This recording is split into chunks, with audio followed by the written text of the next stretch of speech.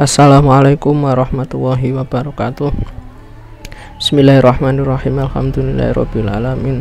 Allahumma shalli ala sayyidina Muhammadin al-fatih lima ughliq wal khatim sabaq nasirul haqqi bil haqq wal hadi ila siratikal mustaqim wa ala alihi haqqa qadri wa miqdaril azim. Rabbi shrah li sadri wa yassir li amri wahlul 'uqdatam min lisani yafqahu qawli. Amin ya rabbal alamin. Alhamdulillah, pada kesempatan kali ini kita masih diberikan kemampuan ya untuk melanjutkan kajian perkuliahan kita ya tentang profesi keguruan BK, yang mana pada kesempatan kali ini kita akan mengkaji tentang profesionalisme profesi BK dalam tinjauan epistemologi dan juga etik ya. Yang pertama kita akan mengkaji tentang profesionalisme konselor ya dalam tinjauan epistemologi ya. Epistemologi sendiri ya, atau kita sebut sebagai teori pengetahuan, karena memang dari epistemologi inilah kemudian muncul ilmu pengetahuan itu sendiri ataupun sumber dari ilmu pengetahuan. Lah, epistemologi ini adalah cabang filsafat yang berurusan dengan hakikat dan ilmu pengetahuan, pengandai-andaian dasar-dasarnya, serta pertanggungjawaban atas pernyataan mengenai pengetahuan yang dimiliki. Jadi istilahnya apa ya, munculnya kajian epistemologi ya yang itu adalah berawal dari pengandaian-pengandaian ataupun pertanyaan-pertanyaan terhadap sesuatu ya. Jadi kalau kemudian kita mempertanyakan sesuatu, lah itulah yang kemudian disebut sebagai kajian epistemologi. Nah, kalau kemudian kita ya saat ini mengkaji tentang epistemologi profesionalisme konselor ya, maka profesionalisme ya konselor dalam kajian epistemologi dapat ditinjau dengan mempertanyakan bagaimana konselor memahami dirinya sendiri sebagai tenaga profesional BK ya. Terus yang selanjutnya bagaimana seorang konselor ya melakukan pengembangan diri sebagai tenaga profesional bimbingan dan konseling. Jadi kalau kemudian profesionalisme konselor ya ataupun profesi BK kita tinjau dari kajian epistemologi, itu ada dua hal. Yang pertama adalah tentang pemahaman diri ya sebagai seorang konselor, yang kedua adalah tentang pengembangan diri. Itu dua kajian itu ya, tinjauan profesionalisme ditinjau dari epistemologi. Nah, yang pertama ya kita akan mengkaji tentang pemahaman diri sebagai profesional ya, pemahaman diri konselor sebagai profesional.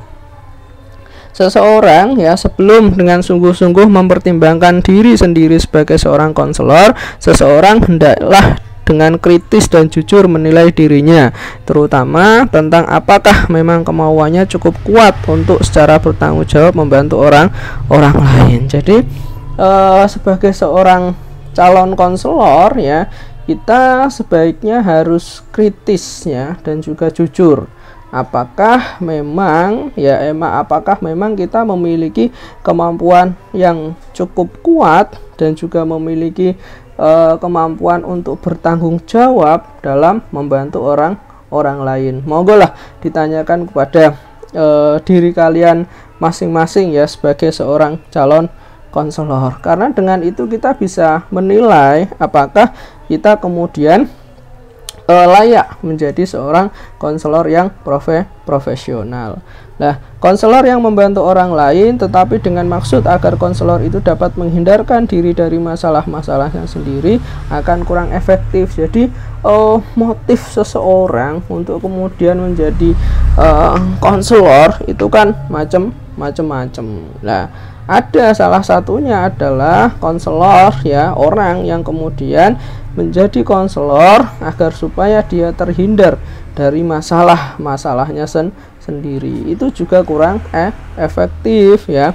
Bahkan jika klien tidak berhasil menghayati secara baik ya pribadi konselor ya. Bahkan kemudian ketika di dalam proses konseling itu ternyata klien ya ataupun konselor itu tahu bahwa memang konselor ini memiliki pribadi yang tidak baik. Lah itu malah justru nanti akan tidak efektif, karena memang di dalam proses konseling ya ada yang namanya proses proses kongruensi ya, kongruensi saling terbuka ya antara satu sama lain, yaitu konselor dan juga konseli, agar supaya terjadi trust ya. Kalau kemudian terjadi trust ya, maka yang terjadi adalah kongruen ya, konseling akan berjalan secara efektif ya, terbuka tadi. Terus mutu konselor dan keampuhannya untuk berhasil dalam membantu orang lain akan bertambah bila mana konselor selalu menyadari dan menerima alasan-alasan yang menggejala dan dalam hidup dalam sanubarinya. Jadi seorang konselor ya itu akan bermutu ya dan ampuh ya kalau kemudian seorang konselor itu selalu menyadari dan kemudian menerima ya pertanyaan-pertanyaan dalam pertanyaan-pertanyaan, alasan-alasan yang ada dalam hati sanubarinya. Saya jadi konselor itu untuk apa sih? Terus kemudian apakah saya bisa menjadi seorang konselor? Ya, pertanyaan-pertanyaan itu kan harus kemudian dijawab secara jujur dan harus kemudian ditanyakan secara kritis pada diri kita masing-masing ketika kemudian kita ingin menjadi seorang konselor yang profesional. Yang penting diingat ialah bahwa peningkatan pengenalan tentang diri sendiri dan dorongan-dorongan yang ada pada dirinya akan memungkinkan konselor dapat bekerja lebih efektif dengan orang lain. Jadi dengan kita selalu mempertanyakan pada diri kita tentang profesionalitas kita, maka secara tidak langsung kita itu akan mau berbenah ya, akan mau memperbaiki diri. Nah, konselor yang seperti itulah ya yang kemudian dikatakan bahwa konselor yang mau meningkatkan dirinya sendiri ya, dari hasil apa? Dari hasil dorongan diri tentang pertanyaan-pertanyaan kritis dan jujur terhadap pemahaman dirinya sendiri. Nah, dengan itu kemudian konselor dapat bekerja lebih efektif karena selalu kritis ya, bertanya tentang profesionalitasnya, terus kemudian senantiasa memperbaiki diri. Kalau kemudian kita tidak mau jujur, tidak mau kritis bertanya kepada diri sendiri tentang apakah kita sudah menjadi sosok yang profesional ya, maka senantiasa kita tidak akan mau untuk kemudian memperbaiki diri. Maka kita harus senantiasa istilahnya jujur dan juga kritis bertanya apakah kita memang sudah layak kemudian menjadi seorang konselor yang profesional. Terus ya, selain pemahaman diri tadi ya, yang selanjutnya adalah pengembangan diri konselor ya. Guru BK atau konselor harus memiliki profesionalisme di dalam menjalankan profesinya. Jadi kita sebagai seorang konselor itu harus profesional dalam menjalani profesi kita sebagai seorang konselor. Nah, profesionalisme menunjuk kepada komitmen guru BK atau konselor sebagai anggota profesi untuk meningkatkan kemampuan profesionalnya dan terus-menerus mengembangkan strategi-strategi yang digunakannya dalam melakukan pekerjaan yang sesuai dengan profesinya. Jadi komitmen ya kita sebagai seorang konselor ya atau guru BK itu ditunjukkan dari apa ya, kita senantiasa meningkatkan kemampuan profesionalitas kita dan senantiasa mengembangkan strategi-strategi layanan bimbingan dan konseling ya dalam pekerjaan kita sebagai seorang profesional ya. Jadi kita harus selalu meningkatkan diri kita harus selalu mengembangkan strategi-strategi baru di dalam pekerjaan ya kita, agar supaya pekerjaan kita menjadi baik ya, ataupun efektif, atau disebut sebagai profesional. Wujud dari profesionalisme guru BK atau konselor yaitu melakukan profesionalisasi diri untuk dapat melaksanakan kinerja yang bermutu sesuai dengan sifat, tugas, dan kegiatannya. Jadi wujud ya bahwa seorang guru BK atau konselor itu profesional itu adalah ketika dia sudah istilahnya melaksanakan kinerjanya secara bermutu ya, baik itu dari tinjauan sifatnya bermutu, tugasnya bermutu, dan juga kegiatannya bermutu, maka itu bisa disebut sebagai seorang konselor yang profesional. Nah, profesionalisasi merupakan tuntutan untuk memenuhi amanah ya. Jadi kita sebagai seorang konselor itu dituntut untuk senantiasa profesional. Nah, tuntutan itu ya juga merupakan amanah ya, amanah baik itu amanah undang-undang. Nah, ini beberapa undang-undang yang menuntut kita ya sebagai seorang konselor agar supaya senantiasa ya melakukan profesi kita ya secara profesional. Yang pertama adalah Undang-Undang Nomor 14 Tahun 2005 tentang guru dan juga dosen ya. Di situ tertera ya bahwa seorang guru ya, kita sebagai konselor juga guru ya, dituntut untuk profesional. PP Nomor 74 Tahun 2008 tentang guru ya, itu juga dikatakan bahwa seorang guru ya, termasuk guru BK, itu harus bersifat profesional ya. Undang-Undang Nomor 20 Tahun 2003 tentang Sistem Pendidikan Nasional ya, di situ juga dikatakan bahwa seorang guru ya, profesi guru termasuk konselor itu harus bersifat ataupun menjalankan tugasnya secara profesional. Jadi ini adalah amanat undang-undang ya, kita harus profesional sebagai seorang konselor.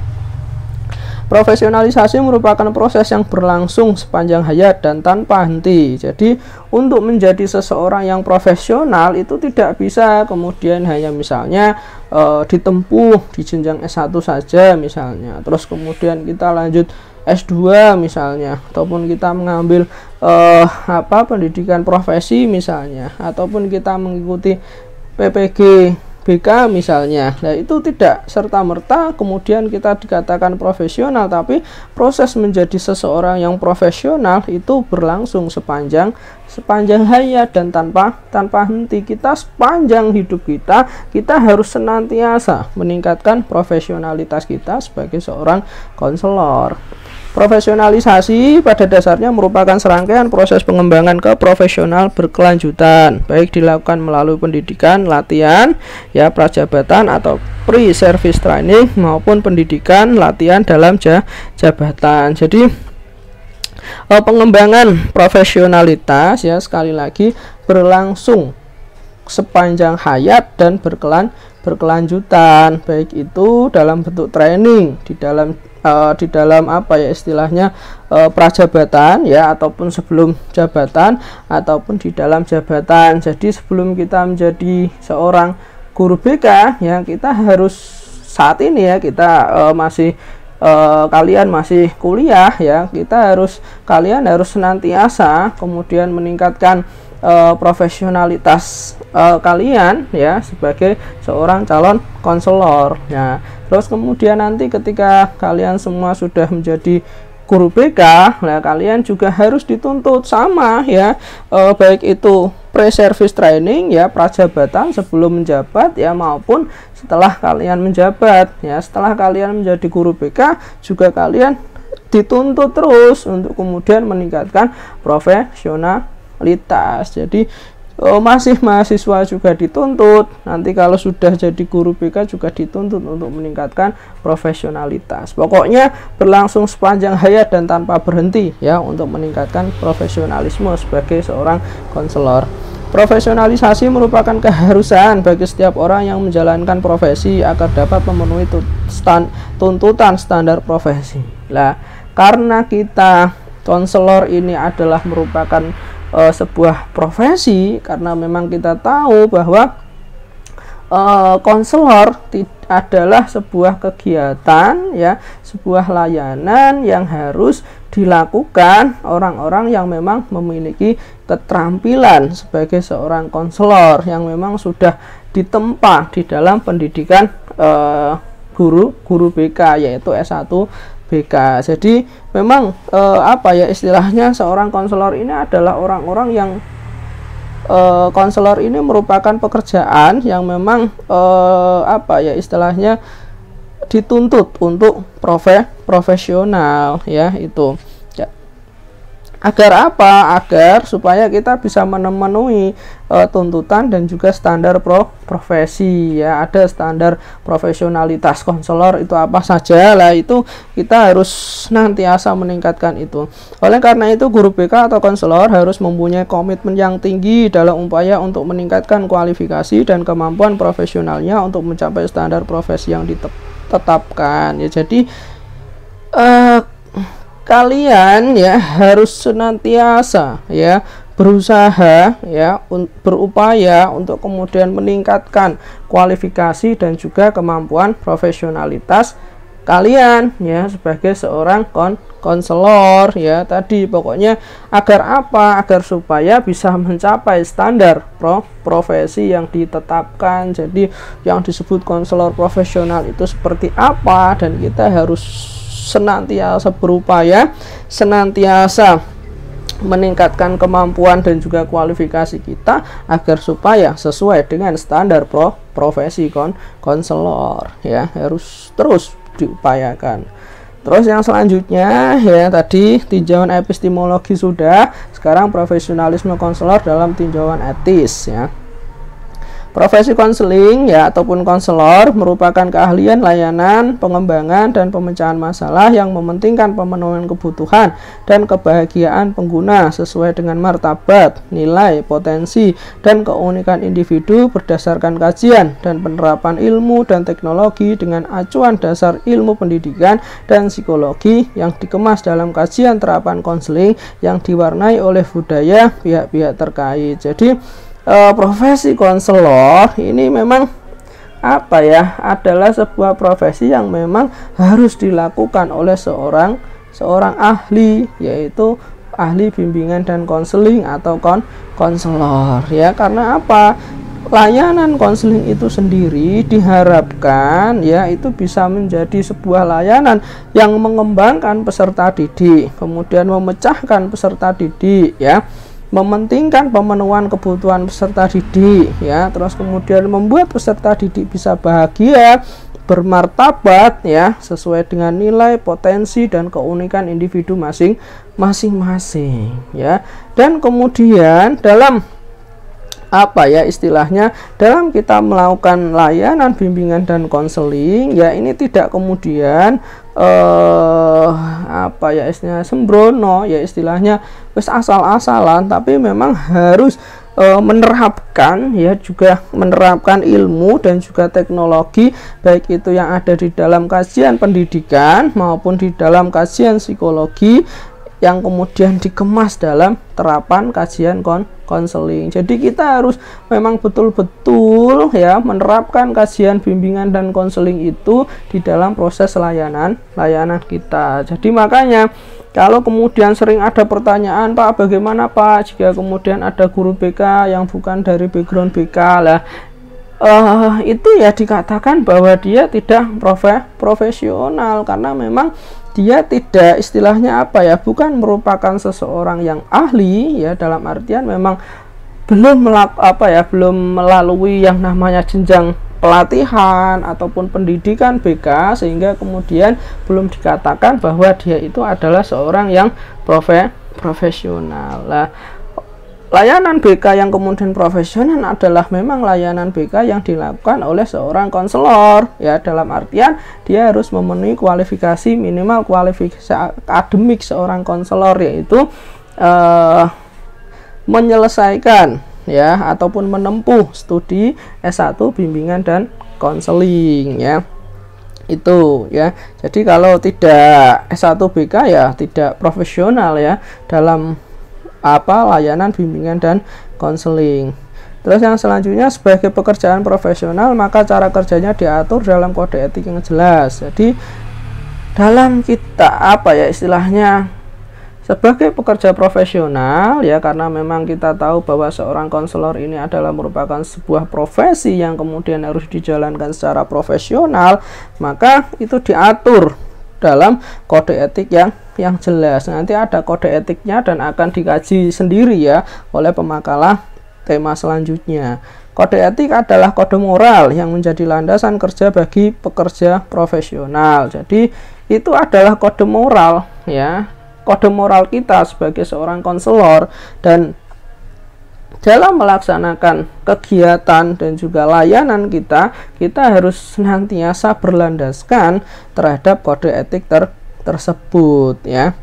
Terus kode etik merupakan standar tingkah laku, standar seseorang atau sekelompok orang yang didasarkan atas nilai-nilai yang telah disepakati. Jadi yang disebut etik di sini ya itu adalah standar tingkah laku ya, baik itu perorangan maupun sekelompok orang ya, atas nilai-nilai tertentu yang telah disepakati. Jadi adanya kode etik konselor itu ya memang itu adalah nilai-nilai yang memang harus dilakukan oleh seorang konselor yang disepakati bersama para konselor ya, ataupun para anggota APKIN itu, ataupun para pekerja profesi tersebut, yaitu konselor. Setiap kelompok profesi pada dasarnya merumuskan standar tingkah lakunya yang dijadikan sebagai pedoman dalam menjalankan tugas dan kewajiban profesionalnya. Jadi setiap profesi, termasuk profesi konselor ya, itu pada dasarnya mereka merumuskan ya standar tingkah lakunya ataupun merumuskan kode etik masing-masing ya. Kalau di dalam bimbingan konseling ada kode etik konselor ya, nanti di dalam psikologi juga ada kode etik psikolog ya, di dalam kedokteran ya, pokoknya jabatan-jabatan yang mana di situ merupakan profesi ya, psikolog, konselor, guru, terus kemudian psikiater ya, itu ya yang merupakan profesi ya, itu pasti ada kode etiknya, pasti mereka merumuskan ya standar tingkah lakunya masing-masing. Standar tingkah laku profesional itu diterjemahkan dari nilai-nilai masyarakat ke dalam bentuk cita-cita yang struktur dalam hubungannya dengan orang lain, klien, dan masyarakat. Jadi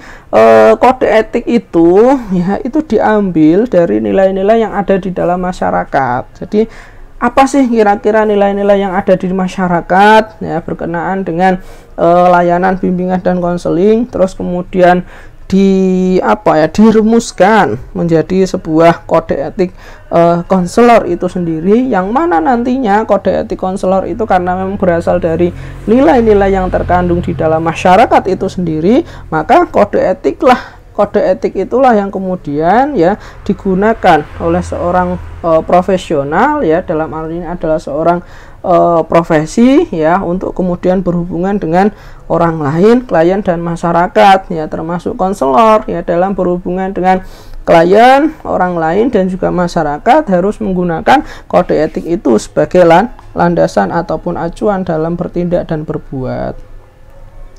Kemudian Walfel ya 2006 menambahkan bahwa keefektifan dan konselor ya berhubungan dengan pengetahuan etik dan tingkah laku mereka. Jadi keefektifan seorang konselor ya dalam melaksanakan layanan bimbingan dan konseling itu berhubungan dengan pengetahuan kode etik dan tingkah lakunya. Jadi kalau seorang konselor itu kok tidak melaksanakan kode etik ya, maka bisa dipastikan ya seorang itu tidak akan efektif ya dalam layanan bimbingan dan konseling. Atau mungkin ketika seseorang konselor kok tingkah lakunya tidak sesuai dengan kode etik ya, maka pelayanan bimbingan konselingnya itu tidak akan efektif, karena menurut Walfel ya kode etik itu ya berhubungan dengan keefektifan ya seorang konselor dalam layanan bimbingan dan konseling. Ya, selama ini ya memang istilahnya masih banyak ya, masih banyak, kita tidak boleh kemudian mengingkari, masih banyak anggota-anggota profesi ya, tidak hanya, sekali lagi, tidak hanya konselor yang kemudian masih tidak patuh ya terhadap kode etik itu sendiri. Nah, di sini Herli dan juga Kore dan juga Aca yaitu merilis ya kira-kira tingkah laku apa yang kemudian bertentangan dengan kode etik konselor. Yang pertama adalah pelanggaran kepercayaan. Jadi masih banyak konselor yang kemudian melakukan pelanggaran kepercayaan. Terus yang selanjutnya melampaui tingkat kompetensi profesional seseorang ya. Jadi masih banyak seorang konselor melampaui tingkat kompetensi profesionalnya. Misalnya apa ya? Seharusnya itu tidak bisa dilakukan oleh seorang konselor, tapi dia melakukannya. Nah, itu melampaui ya namanya. Misalnya harusnya ditangani oleh psikiater karena memang gangguan jiwanya sudah cukup berat ya, maka seorang konselor ya tidak boleh melampaui ya dari kompetensi profesionalnya. Terus kelalaian dalam praktek ya, masih banyak kemudian konselor yang lalai dalam menjalankan praktek konselingnya. Terus yang selanjutnya mengklaim keahlian yang tidak dimiliki. Masih banyak seorang konselor yang kemudian merasa bisa, merasa mampu ya, sehingga kemudian melakukan tindakan-tindakan ya yang di luar dari kompetensinya ataupun di luar dari keahlian yang dimiliki. Terus kemudian memaksakan nilai-nilai konselor kepada klien. Kita sangat sering sekali ya ada konselor yang kemudian memerintahkan klien untuk seperti ini, kamu harus seperti ini, kamu harus seperti ini. Lah, itu namanya kita masih memaksakan nilai-nilai yang ada pada diri konselor itu kepada klien kita ya. Padahal di dalam pelaksanaan bimbingan konseling ya, itu harus bekerja sama. Kerjasama itu harus berdasarkan nilai-nilai yang ada pada diri, nilai-nilai dan juga kebudayaan-kebudayaan yang ada pada diri klien ya. Kita tidak boleh memaksa nilai-nilai kita atau nilai-nilai konselor kepada klien. Membuat klien bergantung ya, masih banyak kemudian klien itu bergantung, tidak mandiri ya.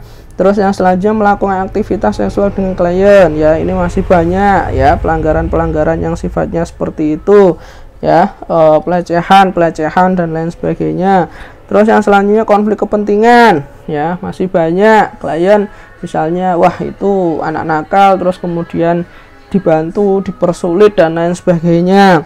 Terus yang selanjutnya persetujuan finansial yang kurang jelas. Jadi kalau di Indonesia ya mungkin masih sedikit ya konselor yang kemudian ada tarif ya. Di luar negeri ya sudah seperti itu modelnya, karena memang kita tahu bahwa seorang konselor itu adalah tenaga profesional ya. Kalau mereka kemudian melaksanakan sesuatu secara profesional, maka boleh kemudian mendapatkan finansial. Tapi ada beberapa konselor yang finansialnya tidak jelas, tiba-tiba langsung minta sekian dan lain sebagainya, jelas, sehingga memberatkan konseli. Terus pengiklanan yang tidak pantas ya, banyak iklan-iklan yang tidak pantas, dan selanjutnya adalah plagiarisme. Oke, mungkin itu yang bisa kita kaji pada pertemuan kali ini ya. Semoga bermanfaat dan jaga kesehatan. Dari saya cukup sekian. Wassalamualaikum warahmatullahi wabarakatuh.